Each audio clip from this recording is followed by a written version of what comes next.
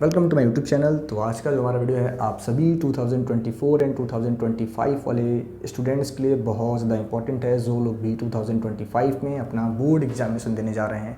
Even उन बच्चों के लिए वीडियो है जो क्लास 9th में पढ़ाई कर रहे हैं, फिर 11th-12th में है, सबके लिए वीडियो है। जो बोर्ड एग्जाम देने जा रहे हैं उनके लिए तो मोस्ट इंपॉर्टेंट है।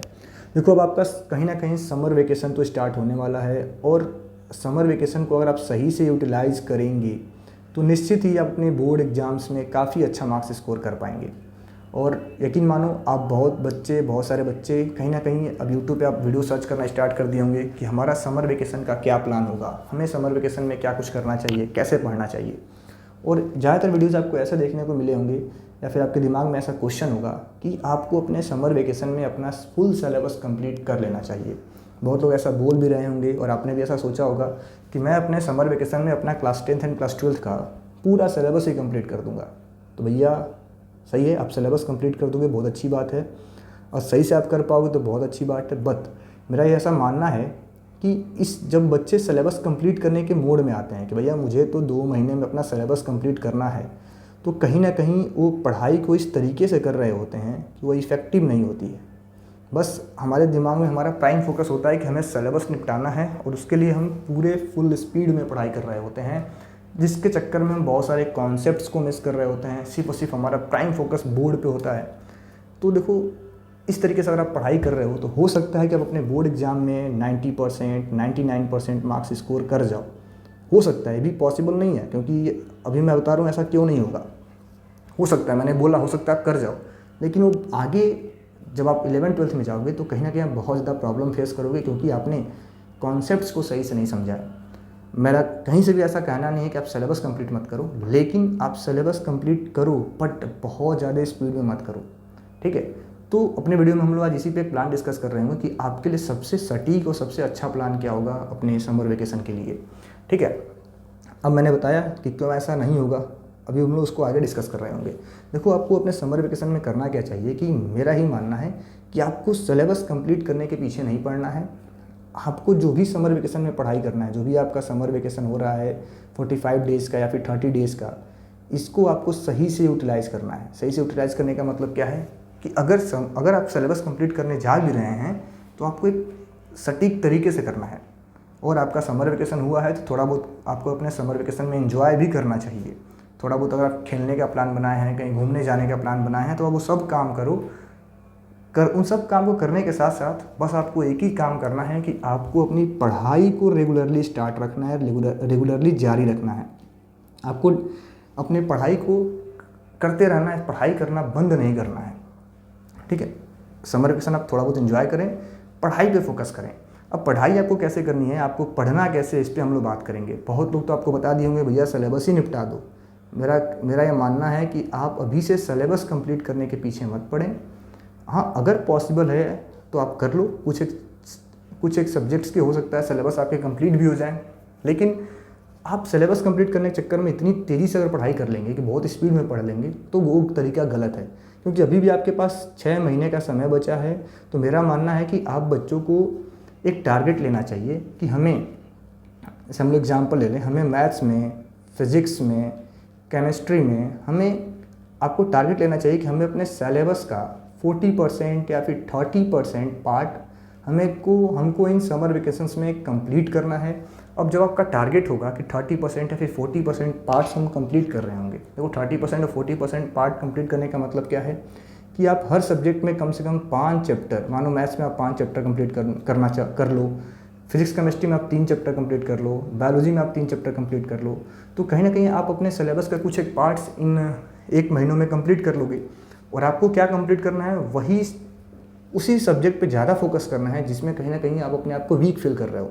आपको उस सब्जेक्ट को बूस्टअप करने की ज़रूरत है। आप उस सब्जेक्ट पे को इस समय थोड़ा सा एक्स्ट्रा टाइम ले करके उसमें जो आपके वीक पॉइंट्स हैं उनको आप कवर कर सकते हो। तो पहला मेरा जो मानना है कि आप अपने वीक सब्जेक्ट को पहचानो कि किस सब्जेक्ट में थोड़ा सा आप स्ट्रगल कर रहे हैं, थोड़ा सा परेशान हैं। आपको अपने इस समर वेकेशन में इस पर ज़्यादा फोकस करने की ज़रूरत है, इसको सही करो, ठीक है। देन आपका टारगेट होना चाहिए कि आप अपने सभी सब्जेक्ट्स के कम से कम 30 to 40% पार्ट्स को सही से कवर करो। मैं बार बार बोल रहा हूँ, अगर आप सिलेबस कंप्लीट करने के पीछे पड़ जाओगे तो आप सही से पढ़ाई नहीं कर पाएंगे, ठीक। ठीक है। तो आप अपने 30 से 40% ही सिलेबस को कवर करो, लेकिन काफ़ी अच्छे से कवर करो, ताकि जब आप अपनी आगे की पढ़ाई जारी करो, 11th-12th में जाओ, तो जो कुछ आपने पीछे पढ़ा है उसका नॉलेज आपके पास हो, आपके पास नॉलेज हो। अगर आप सिर्फ सिलेबस कंप्लीट करने के पीछे पढ़ोगे तो कहीं ना कहीं आप रट्टाफिकेशन की तरफ बढ़ जाओगे, आप रटने लगोगे, आप बिना चीज़ों को समझे सिर्फ और सिर्फ छाप करके बस किताब ख़त्म करने के नाम पे अपनी फॉर्मेलिटी पूरा करोगे। तो सही से पढ़ें आपको अपने समर वेकेशन में सब कुछ करते हुए पढ़ाई करना है। और क्या करना है कि कम से कम एक आपको आदत बनानी है कि कम से कम आप 3 से 4 घंटे 3 to 4 आवर्स की एक रेगुलर स्टडी कर रहे होगे। ये आप काम करो, इसको आपको ज़्यादा फोकस करना है, ठीक है, कि आप रेगुलर स्टडी 3 to 4 आवर्स की कर रहे होगे। आप अपने अकॉर्डिंग अपने सब्जेक्ट्स को डिसाइड कर लेना। मैं ऐसा नहीं कह रहा हूँ कि सिर्फ आपको मैथ्स, फिजिक्स, केमिस्ट्री पढ़ना है, फिर बायोलॉजी पढ़ना है, अदर सब्जेक्ट्स हैं उन पर भी आप फोकस कर सकते हैं। तो पहला तो काम आपको अपना वीक सब्जेक्ट पहचानना है। जो भी आपका वीक सब्जेक्ट है उस सब्जेक्ट पे इस समर वेकेशन आपको काम करने की ज़रूरत है। बाकी आप डेली 3 to 4 आवर्स की स्टडी करो, ताकि आपका एक रेगुलर शेड्यूल बन जाए। और अगर आपने हैबिट बना लिया, आप रेगुलर पढ़ाई करने की आदत डाल लिए, तो यकीन मानो आपको अपने बोर्ड एग्जाम्स में 90 to 95% मार्क्स स्कोर करने से कोई भी नहीं रोक सकता है, ठीक है। तो पहला फोकस आपका ये करना है कि आपको अपने रेगुलर पढ़ाई की आदत बनानी है, ठीक है। अभी रेगुलर पढ़ाई की आदत कैसे बनेगी कि आप डेली 3 से 4 घंटे पढ़ाई कर रहे हैं। अब जब आप पढ़ाई 3 से 4 घंटे कर रहे हैं तो मेरा गारंटी है कि आपका मैक्सिमम सिलेबस कवर होगा, मैक्सिमम पार्ट कवर होगा।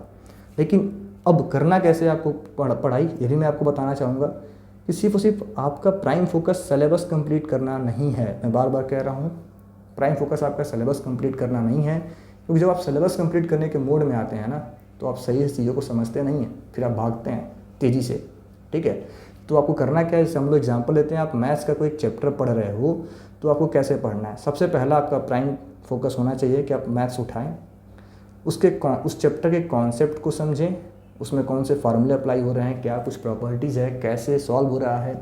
फिर आपके पास जो भी आपके स्कूल के द्वारा प्रोवाइड किया गया बुक है, चाहे एम एल अग्रवाल है, सेलिना है, चाहे एस चांद है, जो भी है आपके पास, उस बुक के ईच एंड एवरी क्वेश्चन को आप काफ़ी डिटेल में सॉल्व करें, खुद से सॉल्व करें, अपने टीचर्स का हेल्प लें, यूट्यूब से हेल्प लें, अपने दोस्तों का हेल्प लें, कुछ भी करके आपको ईच एंड एवरी क्वेश्चन को प्रैक्टिस करना है, ईच एंड एवरी क्वेश्चन को प्रैक्टिस करना है, ठीक है, सही से सॉल्व करना है। अगर आप ऐसा करते हो तो आपका एक स्ट्रॉन्ग कॉन्सेप्ट बिल्ड होगा उस चैप्टर को लेकर के, ठीक है। तो सबसे पहला काम आपको ये करना है, जब आपका बुक कंप्लीट हो जाए, जब आपका वो चैप्टर आपने कंप्लीट किया, आपने उस चैप्टर में अपने बुक के सभी क्वेश्चंस को कर लिया, देन आपको फोकस करना चाहिए। उसके बाद से अगर आपके पास PYQs अवेलेबल हैं तो उस चैप्टर के PYQs को सॉल्व करें, ठीक है। देन बहुत सारे लोग आपको दिमाग देते हैं कि हमें इन समर वेकेशंस में सैम्पल पेपर करना चाहिए। भैया अभी तो आपका सिलेबस कंप्लीट नहीं है, आप सैम्पल पेपर कहाँ से करोगे। तो पहले आप इन चीज़ों पे काम करो और टारगेट रखो कि मैथ्स में कम से कम आपको 5 से 6 चैप्टर्स तो पढ़ने ही पढ़ने हैं। और मेरे जो रिकमेंडेड चैप्टर्स हैं जिनको आपको इन समर वेकेशंस में करना चाहिए मैथ्स में, खास करके पहला चैप्टर मैं आपको बताना चाहूँगा ट्रिग्नोमेट्री। आप बच्चों को इन समर वेकेशंस में ट्रिग्नोमेट्री कर लेना है, ट्रिग्नोमेट्री। दूसरा आपको कर लेना है हाइट एंड डिस्टेंस, क्योंकि ऐसे चैप्टर्स हैं जो बहुत ज़्यादा बच्चों को परेशान करते हैं, ठीक है, height and distance. Then third number पे आपको कर लेना है सर्कल। हमारे चैनल पे ऑलरेडी एम एल अग्रवाल की सर्कल्स की वीडियो अपलोडेड है, नहीं होगी तो मैं इन समर वेकेशंस में 100% सर्कल के वीडियोस अपलोड कर दूंगा, दोनों ही बुक का, M L Agarwal and Selina के, ठीक है। तो आपको इन समर वेकेशंस में सर्कल कर लेना है कंप्लीट, ट्रिग्नोमेट्री करना है, हाइट एंड डिस्टेंस करना है। तो ये ऐसे चैप्टर्स मैं आपको बता रहा हूँ ना जो बहुत ज़्यादा प्रैक्टिस मांगते हैं। अगर आपने इनको कंप्लीट कर लिया तो समझो मैथ का आधा लोड ख़त्म आपके ऊपर से। ये करो, उसके बाद से आपको करना है मेंसुरेशन। और ये मेरे 4 चैप्टर हैं जो मैंने आपको बता दिए, जिनको आप बच्चों को करना चाहिए इन समर वेकेशंस में, क्योंकि आपके पास कोई प्रेशर नहीं होता है, स्कूल से होमवर्क नहीं होता है। तो आप इन 4 चैप्टर को कंप्लीट कर लो, ठीक है। बाकी अगर आपके पास टाइम हो तो आप 5वां चैप्टर सिमिलर ट्रायंगल्स कर लेना, ठीक है। अगर आप इन 5 चैप्टर्स को कंप्लीट कर जाते हो तो ये मोर देन आपके बोर्ड एग्जाम्स में मोर देन 30 मार्क्स के पूछे जाते हैं, और अपने आप को आप बहुत ज़्यादा आगे फील करोगे, क्योंकि ये ऐसे चैप्टर्स हैं जब बच्चे लास्ट में एग्ज़ाम के टाइम इनको करने में फंस जाते हैं। तो ये आप इनको करो। उसके बाद से आपको करना क्या है, आपको कुछ एक कह लो जो मैंने पॉइंट बताया कि ये काम आपको रेगुलर बेसिस पे करना है, कि आपको 3 से 4 घंटे की प्रैक्टिस आवर, मतलब 3 से 4 घंटे की पढ़ाई डेली करनी है, ताकि आपको इसका हैबिट हो जाए, आपको इसका आदत पड़ जाए।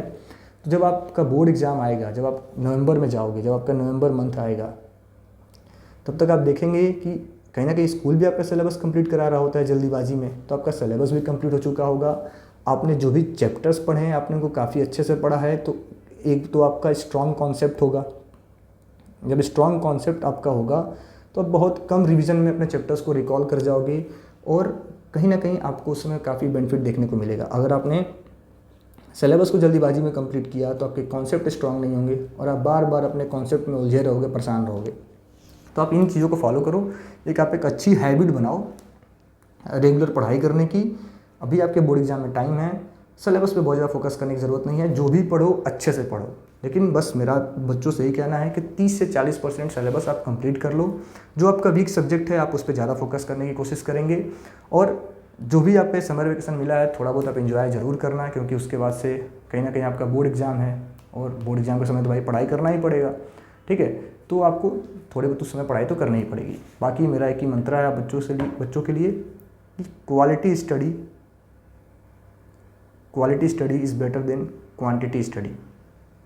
मतलब जो भी पढ़ो क्वालिटी पढ़ाई करो, अच्छे से पढ़ो, ना कि आप ये गिनवा दो कि भैया मैंने 10 चैप्टर कंप्लीट कर दिया और पता नहीं कैसे किया, हमें खुद ही पता नहीं है। तो हमारे कहने का मतलब है कि क्वालिटी पढ़ाई करो, 2 ही चैप्टर करो, लेकिन ऐसे करो कि आपको उसका रिजल्ट मिले, आपको लाइफ लॉन्ग उसका बेनिफिट मिले, सही से कंप्लीट करें। तो आशा करते हैं वीडियो सही बच्चों को अच्छा लगा होगा। Thank you.